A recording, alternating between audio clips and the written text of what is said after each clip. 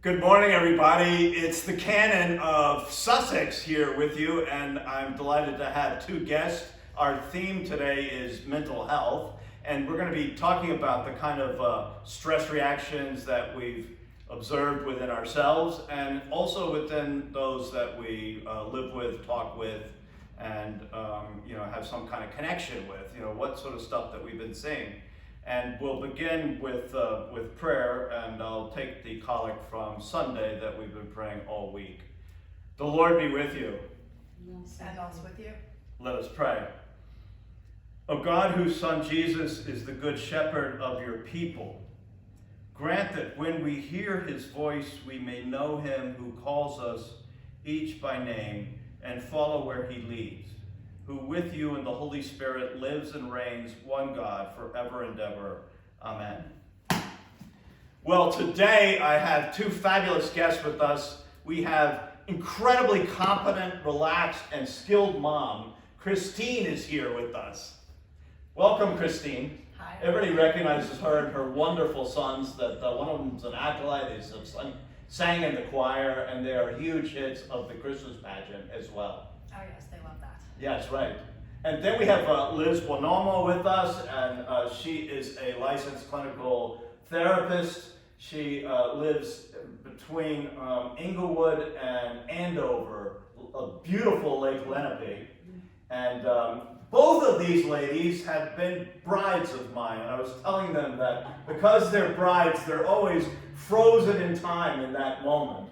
I don't mean this in a belittling way at all, but a very endearing way. You'll always be children to me, young brides, no matter what age you are or whenever you got married. All my brides are such. So I'm so happy that you're here. And we're going to be talking again about this way in which we've seen that this quarantine, that this virus has changed us, what kind of effects that we've seen within us. I've had this discussion often with my kids because I get a lot of stuff emailed, a lot of stuff Zoomed about look out for this in kids, look out for this within yourself. These are the warning signs that you're cracking up. And so I go, I'm a very sensitive and caring father, as you all know. And so I've gathered my sons on a number of occasions. I've had one-on-ones with them, and I go digging, I go looking for a stress reaction. I talk to them about what they're dreaming at night, what it is that they find difficult about this particular predicament that we're in. They're doing homeschooling or computer school for the rest of this year, obviously, as the schools have been closed for this year. And it usually ends around noon, and then they go into a ferocious period of video games that they play with all their friends.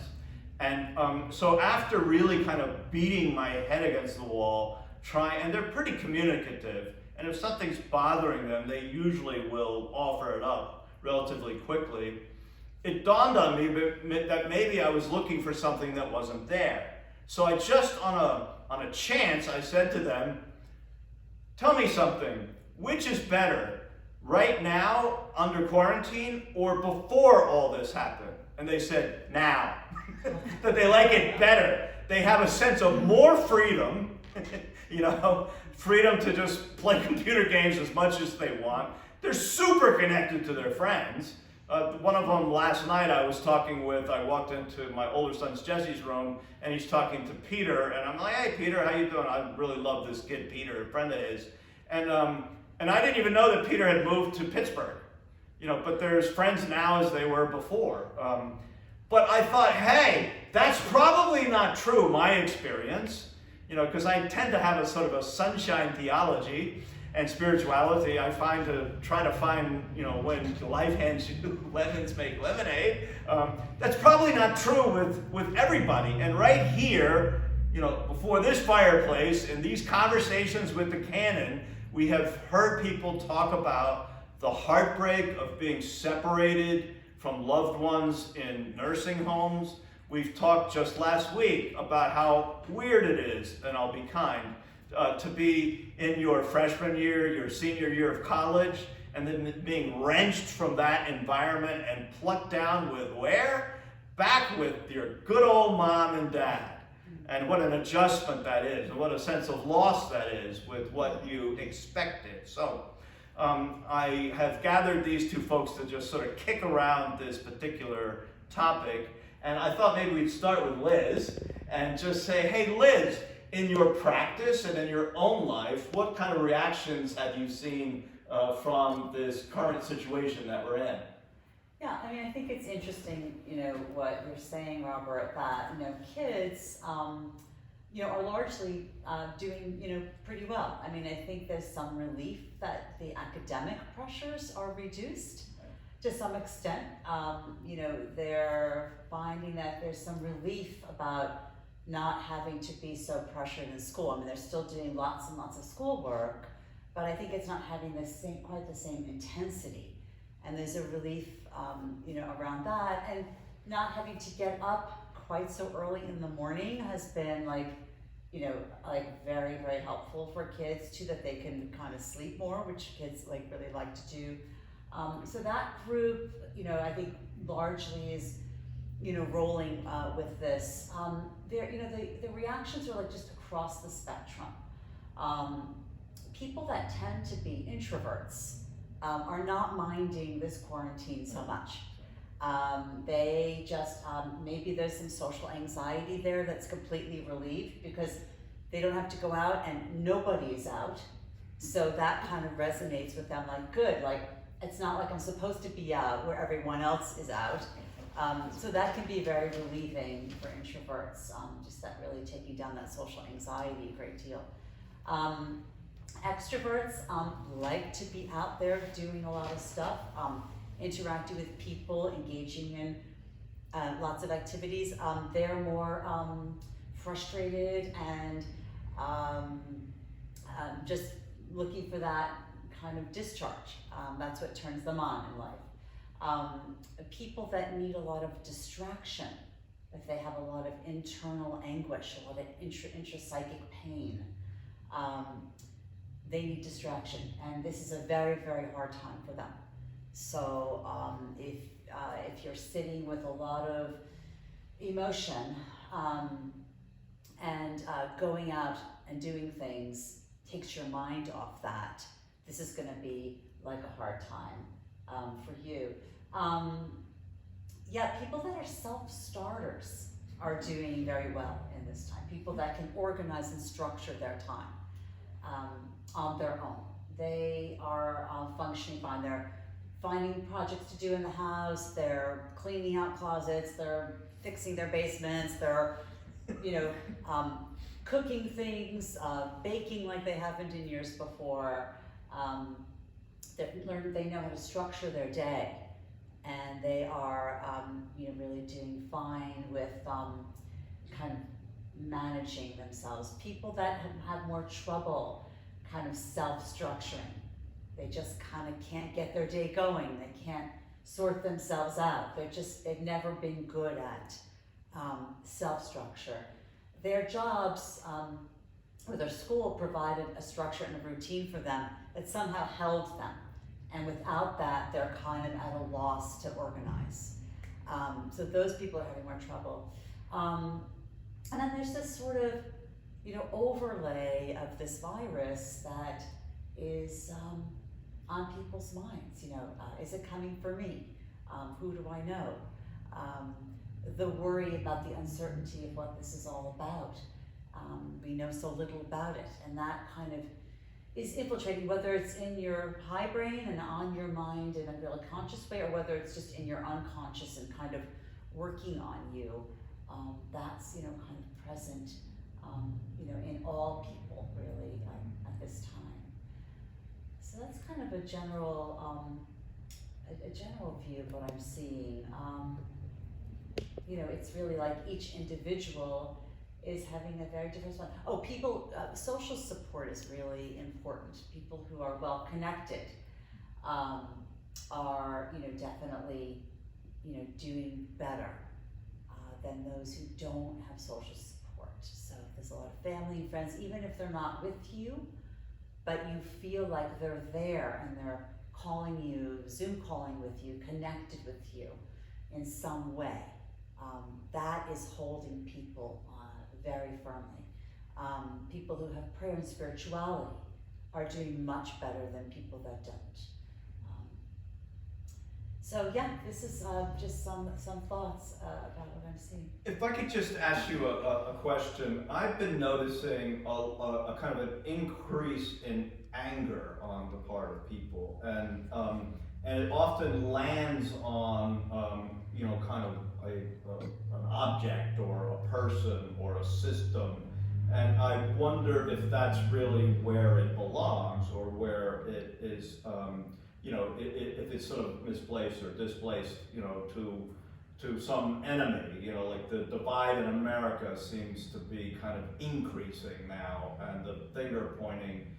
Is that the kind of thing that you see as well, or? Yes, I think that this pandemic doesn't have a logic to it. It's like, it's this thing that's out there that doesn't seem to have any kind of logic. And when people are faced with something that is unknown, that they've never known in their lives before, it's like a trauma. It's like an irrational, like I've never seen this, I don't know this. They're gonna try to make some sense out of it, and they may do that by pinning it on someone else, blaming it on someone else. They're going to try to find a way to put it in the construct of what they understand life's supposed to be. Somebody should be to blame for this, and they're going to look for that. But the thing about a pandemic or any kind of trauma, and I would consider this a trauma, is that it has no logic. Right. There's no, it doesn't fit in the kind of registers in our mind, in the file cabinets for experiences we've had. This is an experience we've never had, and we don't know where to put it in our minds. Right. And that makes people want to start to kind of, push blame somewhere. Yeah. And just an aside on that, this is episode 8 of Conversations with the Canon, so 8 weeks we've been doing this. And I'm surprised at how well the society is held together, to tell it quite frankly, in such chaos. Often at home we try to zero in on things that we're grateful for. And one of the things, I do this often with Erica, we'll sort of kick back and sort of say, oh, thank God this didn't happen in winter. How much harder this would be if it all started like at November 1st and we were leaning into days short, colder, darker, blah, But one of the ones that we've said often to one another is, thank God the kids aren't little. So, we have Christine here with little kids. And I was wondering if, in what way your life has changed. You can just tell us a little bit about your life, what's changed for you as a result of this quarantine? I think it's interesting that a lot of people have more time. I'm drowning. Like, I don't have free time. Right. There's no extra projects. I open up Facebook and see people are doing their kitchens and their stuff. And I'm like, wow, I was supposed to paint the porch. I was supposed to get pressure. I was supposed to get my jobs done. I used to have time. I have no free time.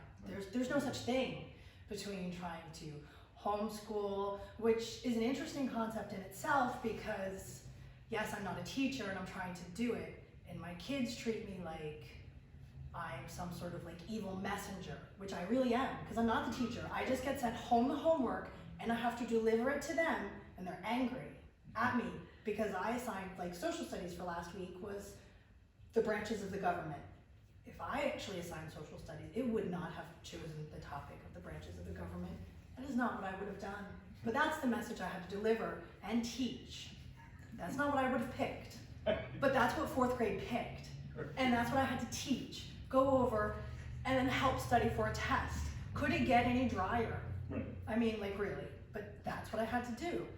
And then when you try to make corrections to a 6th grader after you read their paper or a 4th grader, they're just mad because now you've hurt their feelings. You've upset them. Because now they take it as mom. What were you thinking? I'm like, no, I'm trying to help better you. Remember, I'm supposed to be the teacher. Don't hurt I'm not mom. I'm not meaning to go against you.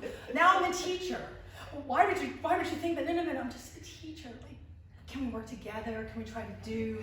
Now they're just angry because I'm mom, so now they're taking personal offense to all of this. Exactly. And so they're just getting hurt feelings. Throw a kindergartner in there who's like bored out of their mind, who, has special needs on top of it, who's like, I don't have to do homework. How much homework do you want me to do? Have you not heard about the yucky virus? We don't go to school anymore. We don't need to do homework. And he tells me that all the time. Mommy, the yucky virus, we can't go to school, we can't do anything. But he has a lot of OT, telehealth, and all the stuff we have to do on the computer. But he doesn't like sitting in front of the computer. So that involves a lot of physical, gentle, we need to pick him up who's limp. And we have to drag him to the computer screen. So then he proceeds to snore on front of the laptop.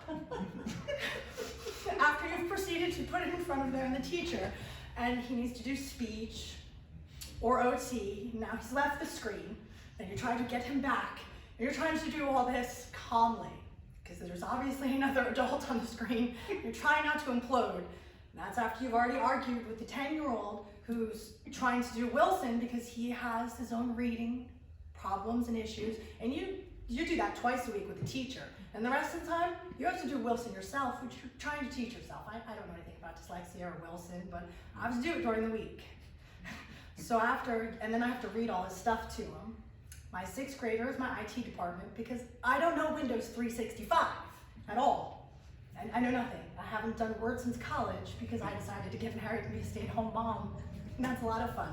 My husband's working from home, and those are some days a week. Now, if my 6-year-old sees my husband, he wants to be with daddy and hang out with daddy. That's not good because we've had to pull him more than once out of the bedroom. We tried the basement because we don't have an office at home. The basement was 56 degrees. My husband complained it was too cold. He didn't want to work down there. So we moved him upstairs to the bedroom. But if the 6-year-old sees him, that's not good. So I have to play like sneaky ninja and deliver him food. Breakfast, lunch, so he's like a king up there. He gets stuff delivered, but I have to do it secretly. So I have to sneak up there. It's like one more person I have to wait on. So I have to cook everybody breakfast, I cook everybody lunch, I have to do sneaky ninja, deliver everything upstairs to my husband, and I have to keep the kids quiet while they're running and having them up because he's on conference calls and it's meetings, and he doesn't like to tell people that, God forbid he's working at home because everybody else is working at home. But he can't say, working at home, sorry, my kids are loud. He doesn't like to do that because, It's not professional. Yeah, exactly. Right. He's the boss. So Yeah, right. I'm doing all this. So what I hear you saying is that your life is calm and tranquil at this time. Yeah, and then you have to do dinner and everything else. And then 4 o'clock, if it's a nice day, you throw them outside. And now the kids think, that I asked them to do stuff with their brother and everything else. And the older boys think they're doing me a favor by going outside. So I can cook them dinner. So it's my alone time to cook them dinner. And then by the end of the day, the kids are like, they're having a tough time, with this for themselves. I mean, they get some time to play video games with their friends, but the little guy's in kindergarten. He has no friends to video games with, to Zoom. He gets his brothers. Right. His brothers are annoyed. They don't really want to play with him all the time. The 10-year-old, he's got a couple of friends to play video games with. My older guy, I would say he's handling it the best, more the situations of what you're talking about. Right. He's a self-starter, he can do more like your kids. Mm-hmm. He can get his work done, he's done by noon, Right. does it with a friend and everything else. The 2 younger ones, nightmare, and everything. And then they want to be with mom, like mom's friend. We want to watch TV at night together. So they want to watch basketball because The Last Dance is what I want to watch, or Hell's Kitchen. That's a good one. We get to snuggle and watch Hell's Kitchen and stuff. So they want me, or they like it when I spend time watching them play video games because these are things that are relaxing to me. Right. So these are my time. And one of my other favorites was the time that I got to finally get out. Since coming here, the last time I got out to go by myself was Easter. I delivered my parents' cake. My older son got in the car because he didn't want me to be alone. He wanted to keep me company because he thought I needed it, and proceeded to talk to me about video games the entire time. But, I know I'm supposed to treasure all the time and stuff and everything else, but when he got in the car and proceeded to talk to me about video games, I was like, I took the dog because she can't talk. But he's like, well, I don't want you to be alone. Yeah. I'm like, no, by all means, I haven't been alone since St. Patrick's Day, and now it's Easter. But thanks, because I haven't been out in a while myself. Like, thank you, Spencer, so much.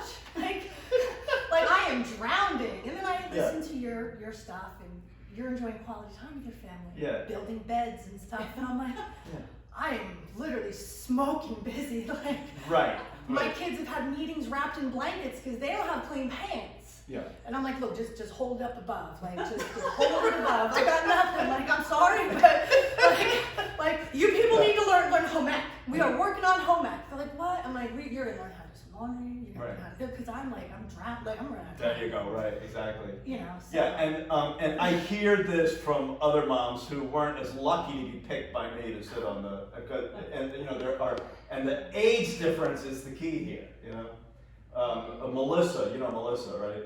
She was the teacher who I had to pick the Garrett up and put in front of and do a go limp, and he snored in front of her for speech. Right, exactly. Yeah. But Melissa reports a similar experience because she has a young son. You know, and The age difference is killer. The age difference is key. And I shudder to ask this question, but is there some place of peace or some place of break for you in all this? Some moment of grace that you're able to find? You know what? It comes in odd moments. Like I was saying, like complaining about having to watch Hell's Kitchen and stuff, and I'll sit and I'll look at him screaming in the kitchens and his like voice piercing through me, and then like my older son would be like, "Oh, you look cold. Let me snuggle into you, like warm me up like a heated blanket." And I'm like, "All right," and then laying in bed with the two kids, and I'm just like, "All right, you know, it's not that bad." You know, like the moments of like that, just, you know, being calm with them and stuff, like moments of peace. It's not necessarily alone, because normally if I spend 5 seconds alone, I'm asleep. You know, I would just be and stuff. It'll be the random like walk through and somebody will give me a kiss, or they'll tell me they love me for no reason.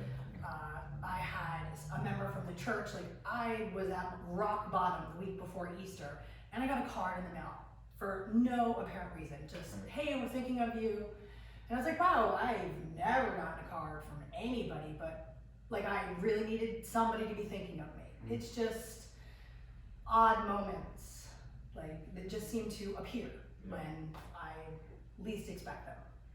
And stuff like that. My kids will surprise me, you know, I'll turn around, the kitchen will be cleaned up, home ec is working, and stuff. So just like little things. I know the ulterior motive is there because they'll be like, "Hey, clean up the kitchen, can I have some extra game time?" Sure, you know, but like, I'll take the win. Right, absolutely. Yeah. So you won't miss it when it's over, but there have been breakthrough moments, fleeting moments of grace in the midst of this. Yeah. Without a doubt. You know, it's not all doom and gloom. It's just, I cannot believe how busy. And stuff, like just insane, like the different age brackets, the school work and stuff like that, like just the insanity and just how everybody has free time, and I'm just like, I have no free time. There's just none between the 3 kids and all the other junk. Liz, what have you seen, you know, as people sort of go to for finding that sense of serenity and connection? What have you seen? Yeah, I think that's really interesting, you know, what you're saying, Christine, because and your question I think is so interesting. Like, if people are able to see like the silver linings, and, you know, really notice what are the blessings at this time, you know, like, I know for me, noticing that the skies are quieter, that there's not so much air traffic over my house when I'm sitting outside, and the serenity, like the stillness that feels like to me, and how beautiful the landscape looks, and just things that when I was rushing through my life, I wasn't really noticing. So, you know, I think when people can do that, you know, notice these kind of, you know, special moments like you're talking about, and I encourage people to do that too, and also to notice something new, or maybe a few like new things that you did today. And not like I baked a cake that I've never made before. I mean, that it could be that, but it could also be I was about to snap at my husband and I stopped myself. That little moment. Or I was thinking about somebody this way and I decided to think about them this way. It could be a very subtle kind of new thing. Just ways that we're like staying resilient and taking care of ourselves by noticing the blessings, the gratitudes. My husband actually asked to do 3 gratitudes at the end of every day. This is so unlike him because he's not like, right, this wouldn't be something he'd bring up, but he said, I think we should do gratitudes at the end of every day. So we've been, in bed, we've been like kind of, doing our little 3 blessings of the day, like our little 3 That's things awesome. that feel special. And I think when people can touch that, it just makes this bearable. Yeah, thank you. Well, I really appreciate you coming in, getting a break, getting an outing of the month. It's wonderful. It's exciting. And Liz, for you coming and sharing your expertise and your experience as a caring human being. It's been very, very valuable. There is help for people if you find yourself struggling and unable to manage. You could phone me and I could direct you in such a way. Liz has told me that her practice has increased during this time, although she's only able to do like phone and Zoom. And I have another friend who's a therapist, and he said the same thing, that he's busy because people are having these understandable stress reactions to this new thing that we don't have control of or knowledge of even sufficient to kind of go, okay, we know what this is, we'll do it this way. We're kind of trying to figure it all out. But we are here for you, and may God grant you grace to never sell yourself short. Grace to risk something big for something good. And grace to remember that the world now is far too dangerous for anything but truth, and far too small for anything but love. And God's blessing, Father, Son, and Holy Spirit, be with you this day and forevermore. Amen.